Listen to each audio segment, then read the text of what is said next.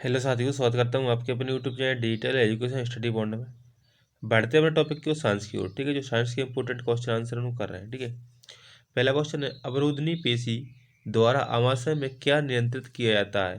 यानी क्या नियंत्रित किया जाता है? आमाशय से भोजन का निकास क्या होता है? आमाशय से भोजन का निकास होता है। लार का एमाइलेज को खंडित करता है। किसको खंडित करता है? स्टार्च को खंडित करता है। ट्रिप्सिन पित्तरस आमाशय रस, लार तथा अग्नाशयिक रस में से किसमें उपस्थित होता है? अग्नाशयिक रस किसमें उपस्थित रहता है? वो अग्नाशयिक रस में उपस्थित रहता है। ट्रिप्सिन पित्त। आमाशय से भोजन का निकास एक पेशी द्वारा नियंत्रित किया जाता है। किसे? अवरोधनी पेशी द्वारा। किसके द्वारा? अवरोधनी पेशी के द्वारा नियंत्रित किया जाता है। पितरस द्वारा वसा की बड़ी गोलिकाओं को छोटी गोलिकाओं में खंडित किया जाना साबुन का इमलीकरण, एल्कोहल का एस्ट्रीकरण, ग्लूकोज का किण्वन तथा जल का यूट्रोफिक्सिन में से किसके समान है? साबुन का इमलीकरण के समान है। किसके समान है? साबुन के इमलीकरण के समान है।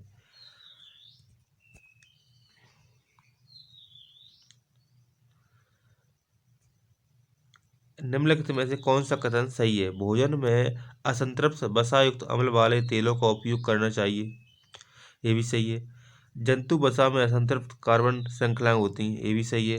संतृप्त वसायुक्त अम्ल स्वास्थ्य के लिए हानिकारक होता है। ये भी सही है। यानी सभी सही है। क्या है? सभी सही है। कौन मानव शरीर की विशालतम ग्रंथि है? जिगर है। क्या है? जिगर यानी कि यकृत, सॉरी लीवर है, लीवर। ठीक है, जिगर कहते हैं लीवर को। कौन से अंग पर अंगुली के समान उभरी हुई संरचनाएं होती हैं जिन्हें दीर्घ रोम अथवा रंसाकुर कहते हैं? छोटी आंत में। कहाँ पर होती हैं? छोटी आंत में। आमतौर पर सभी खनिजों को हम से प्राप्त करते हैं। कहाँ से प्राप्त करते हैं? भोजन से प्राप्त करते हैं। कहाँ से करते हैं? भोजन से प्राप्त करते हैं। 1 ग्राम कार्बोहाइड्रेट द्वारा उत्पादित ऊर्जा कितनी है? 4 किलो कैलोरी। क्या है? 4 किलो कैलोरी 1 ग्राम कार्बोहाइड्रेट द्वारा उत्पादित ऊर्जा। पित्त का मुख्य कार्य क्या है? पाचन के लिए वसा को पायसी करना। क्या है? पाचन के लिए वसा को पायसी करना। यदि आमाशय में किसी भी हाइड्रोक्लोरिक अम्ल का उत्पादन ना हो तो कौन सा एंजाइम कार्य नहीं करेगा? पेप्सिन। कौन सा नहीं करेगा? पेप्सिन नहीं करेगा। वसा, कार्बोहाइड्रेट, खनिज पदार्थ तथा प्रोटीन में से कौन से पोषक तत्व जंतुओं के लिए ऊर्जा उत्पन्न नहीं करते? खनिज पदार्थ नहीं करते। कौन नहीं करते? खनिज पदार्थ नहीं करते। एलियम है छोटी आंत का अंतिम भाग। क्या है? छोटी आंत का अंतिम भाग है एलियम।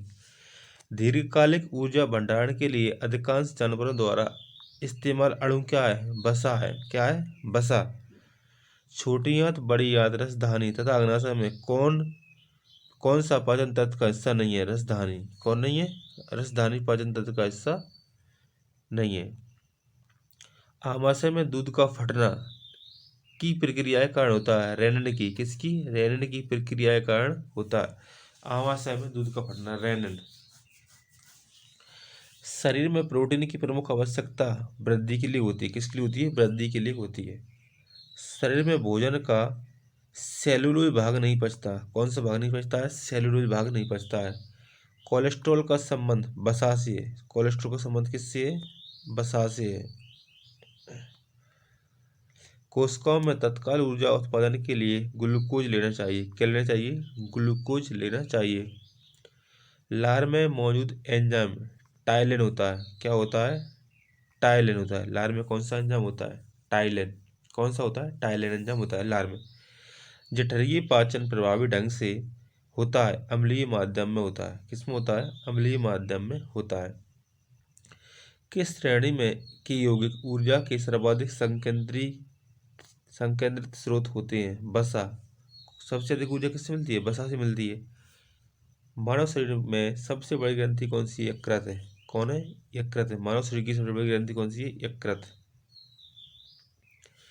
भोजन के माध्यम से शरीर में पहुंचने वाले कीटाणु आहार नाल के क्षेत्र में मर जाते हैं क्योंकि यहाँ पीएच का स्तर 2 तक पहुंच जाता है। कहाँ तक पहुंच जाता है? पीएच मान 2 तक पहुंच जाता है। ठीक है। गैस्ट्रिक जूस का पीएच मान लगभग होता है कितना? 1 से 3। ठीक है। पेप्सिन पाचन उदर से प्रोटीनों का करता है। पेप्सिन पाचन उदर में प्रोटीनों का करता है, प्रोटीनों का पाचन करता है। पित्त का उत्पादन कहाँ होता है? यकृत में होता है। पित्त का उत्पादन कहाँ होता है? यकृत में होता है। आहार नली में पेशीय संकुचन क्या कहलाते हैं? क्या कहलाते हैं? क्रमांकुचन। क्या? क्रमांकुचन कहलाते हैं। आहार नल का सबसे लंबा भाग कौन सा है? क्षुद्रांत्र। क्या है? क्षुद्रांत्र है। किसने कोशिका सिद्धांत को और आगे बढ़ाया तथा यह बताया कि सभी कोशिकाएं पूर्ववर्ती कोशिकाओं से बनी है? किसने बताया? रुडोल्फ विर्सो ने। किसने? रुडोल्फ विर्सो ने बताया है।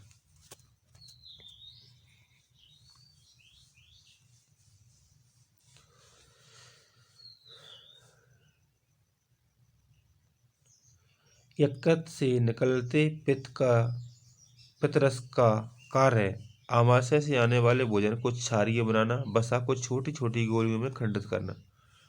शाकाहारी तथा मांसाहारी के क्षुद्रदांतों की लंबाई का सही संबंध क्या है? शाकाहारी फिर मांसाहारी। पेप्सिन एक एंजाइम है जो प्रोटीनों को पचाता है। किसमें पचाता है? प्रोटीनों को पचाता है।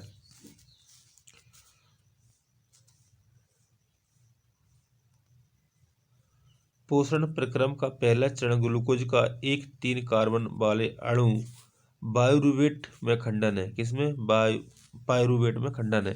मानव शरीर में किस हिस्से में वसा का पूर्णतः पाचन होता है? छोटी आंत में होता है। कहाँ होता है? छोटी आंत में पूर्णतः पाचन होता है।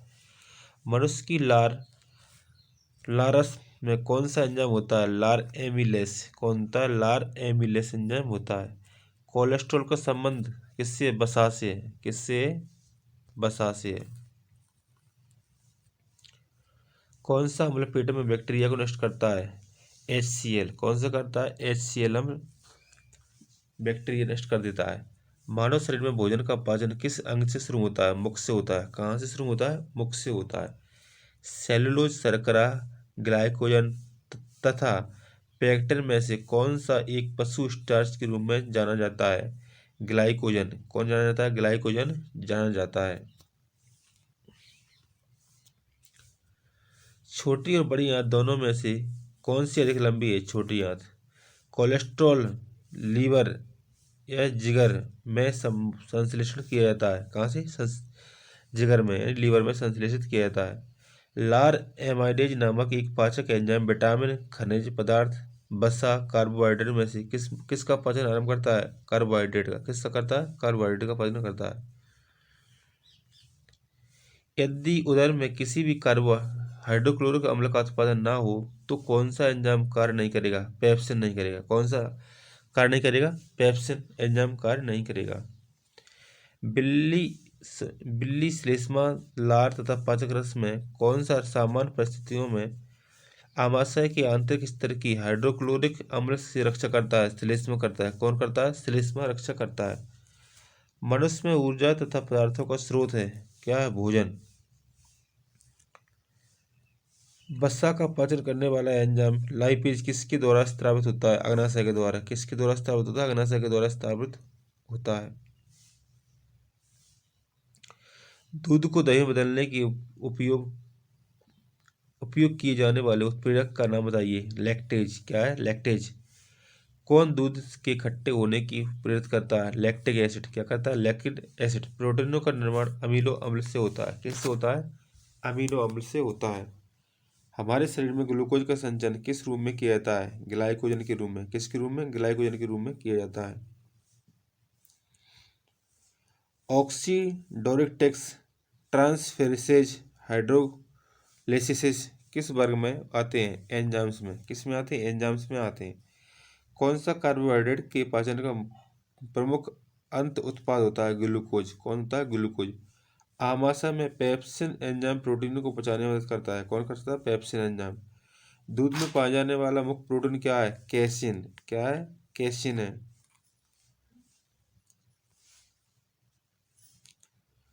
आमाशय, छोटी आंत, एम्पेडिक्स कॉलन में से किस पाचन अंग में अम्ल होता है? आमाशय में होता है। किस में होता है? आमाशय में होता है।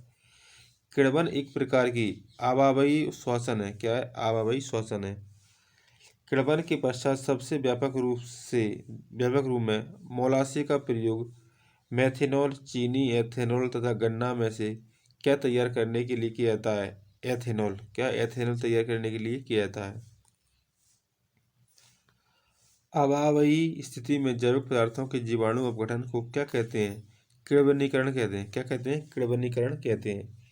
ईस्ट एक है कवक। ईस्ट क्या है? कवक है। दांत के एनिमल का कर्बूरण, क्या कर्बूरण किस कारण से होता है? पानी में उच्च ताप में फ्लोराइड के कारण से।